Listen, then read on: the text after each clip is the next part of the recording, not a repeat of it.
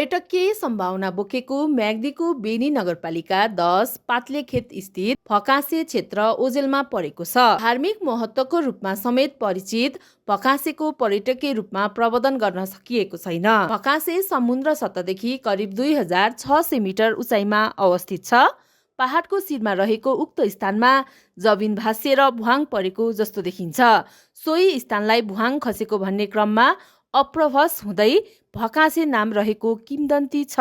लोकबहादुर पुन स्थानीयवासी बेनी नगरपालिका 10 म्याग्दीका अनुसार फकासेबाट धौलागिरी, नीलगिरी, अन्नपूर्ण र माछापुच्छ्रे हिमशृङ्खला देखिनुको साथै म्याग्दीका साविकका 41 मध्ये 35 वटा गाविस देख्न सकिने स्थानीय बताउँछन्। देवथान र भङ्कसे भन्ने विषयमा यो हाम्रो परम्परागत नै हाम्रो धार्मिक स्थल भएको र हाम्रो पुला आश्रमबाट पुला आश्रमदेखि तपस्या गर्दै गर्दै आएर हाम्रो यो सिद्ध आश्रम र भङ्कसेमा जुन तपस्या गर्ने महन्तहरू हुनुहुन्छ उहाँदेखि सकेर तपस्या सकेर पुला आश्रम र तपस्या सकेर तपस्या जगन्नाथ तपस्या सकेपछि हाम्रो यो सिद्ध आश्रम र भङ्कसेमा हाम्रो तपस्या अन्तिम गरेर उहाँहरू त्यसैमा तपस्या गरेर नै त्यहीँ नै उहाँहरूको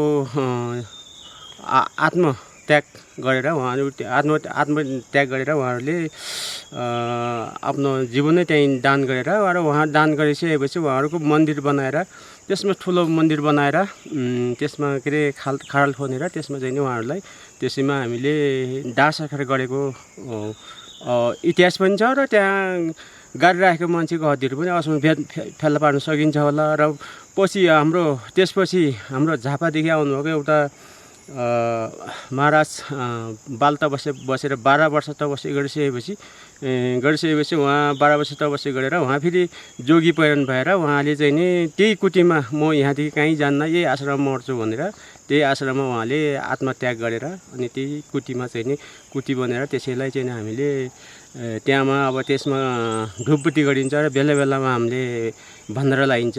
उहाँको भन्धरा लगाउने कोष पनि छुट्टै अक्षय कोष छ। त्यही हो सर। भनेको त्यहाँ हाम्रो एउटा त्यो भङ्कासेबाट भङ्कासे र घाटसुन्नाबाट हाम्रो पहिलेको साबीको 35वटा गाविस देखिन्छ सर। अनि त्यसमा 35 गाविस देखिन्छ र त्यो भङ्कासे भन्नेमा एउटा सम्म मैदान छ। त्यो मैदानमा एउटा चाहिँ राम्ररी खालको पहल खसेको भएर अनि त्यसलाई भङ खसेको भएर त्यसलाई भङ्कासे भन्ने त्यसको नाम इतिहासमा नाम रहेको छ। फकासेदेखि करिब 200 मिटर तल सिद्ध थान रहेको छ। उक्त थानमा तपस्या गरेको ऋषिहरूले देहत्याग गर्न गरेका विश्वास गरिन्छ। हाल पनि यहाँ देशका विभिन्न स्थानबाट ऋषिमुनिहरू ध्यान गर्न आउने गरेका छन्। मसबिर रोक्का वडा अध्यक्ष बेनी नगरपालिका 10 म्याग्दीका अनुसार यस क्षेत्रका ऐतिहासिक तथ्यहरू जुटाउन खोज अनुसन्धान थालिएको स्थानीय तहले जनाएको छ।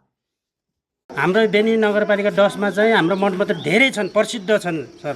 एक त हाम्रो चाहिँ आनन्द आश्रम छ, कल्लरी बरा छ, हाम्रो चाहिँ भूमे थान छ, दुईटा वाखेत पनि छ, पालेखेत पनि छ र हाम्रो सिद्ध आश्रम र राधाकृष्ण मन्दिर भन्ने डोहारको पनि छ र माथि भङ्कसे यो स्वर्गदरैको केही हिस्सा भएको हुनाले चाहिँ त्यहाँ अलिकति पर्यटकीय क्षेत्रमा चाहिँ हामीले चाहिँ त्यति नजर दिएको छैन र भङ्कसे भन्ने चाहिँ एकदम राम्रो प्रसिद्ध ठाउँ हो र तल्लोपट्टिको सिद्ध आश्रम भन्ने पनि एकदम राम्रो र त्यहाँको चाहिँ एकजना म सानो छँदाखेरि त्यहाँ एकजना चाहिँ झ्याम्पली बाबा बस्नु भएको थियो र उहाँ 25-26 वर्ष बसेपछि उहाँको निधन त्यहीँ भयो र त्यहाँ उहाँलाई चाहिँ यो चाहिँ के गर्ने भन्दाखेरि उहाँहरूको चाहिँ विधिले गर्दाखेरि त्यही आफू बस्ने मन्दिरको तल खाल्टो खनेर त्यहीँ नै चाहिँ उहाँलाई चाहिँ गरेको छ, राखिएको छ र अहिले चाहिँ विभिन्न ठाउँबाट चाहिँ आएर बस्नुहुन्छ। एकजनाले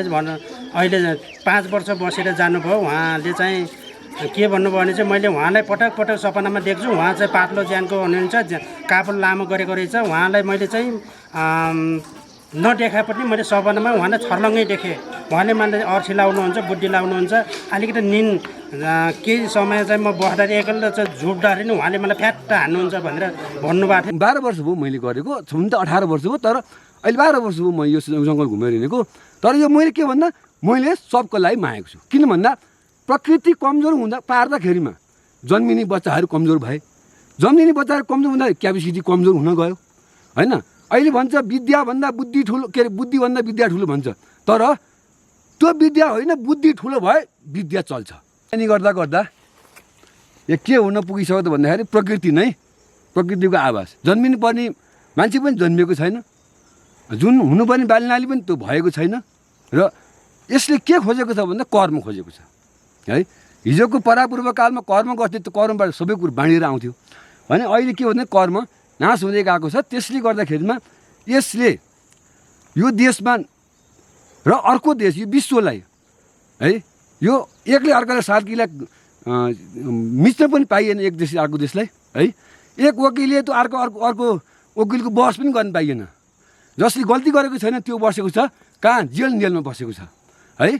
जसले गल्ती गरेको छ त्यो भागेको छ होइन। र नचाहिने कलम चल्नु हुँदैन। यो तपले नचाहिने कलमलाई म रोक्छु, नचाहिने वकिल, नचाहिने न्यायाधीश, नचाहिने अदालत, यी विश्वमा जति यो जोगी बढेर गर्ने कामहरू छ नि, ती कामलाई चाहिँ मैले यो चाहिँ नम्बर गरेको छु है। यहाँबाट बन्द गर है यो कुरा होइन।